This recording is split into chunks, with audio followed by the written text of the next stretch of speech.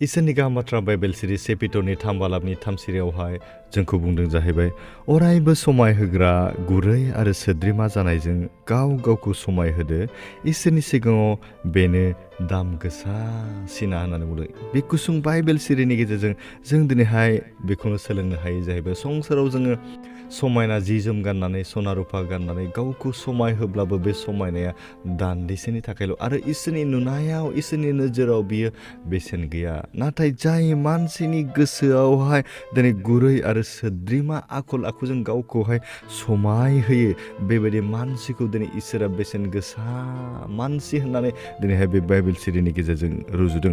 बेनिखायनो जोंनि जिउखौहाय दिनै जों संसारनि गाननाय जोमनाय सना रुफाजों गावखौ समाय होआलाबानो इसोरनियाव गावखौ गुरै आरो सोद्रोमा आखल आखु दानायजों गावखौ समायना जानो जोङो दिनैहाय हास्थायनाय आरो बे गोदान बोसोरनि गेजेरजोंहाय जोंनि जिउआव जों बेखौनो हास्थायनाय संसारनि आरो मेगननि गोसोनि समायना नुनायनिख्रुइ जों दिनैहाय सोद्रोमा आरो गुरै आखल दानानै बे गोदान बोसोरखौ जों इसोरखौ बाख्नायनो हानायनि बोरखौ जों दिनै उग्रिनानै लानो बे गुसुं रावनि गेजेरजों इसोरा जों साफ्रोमखौबो आशीर्बाद खालामदों। आमेन। गोजोन्थों।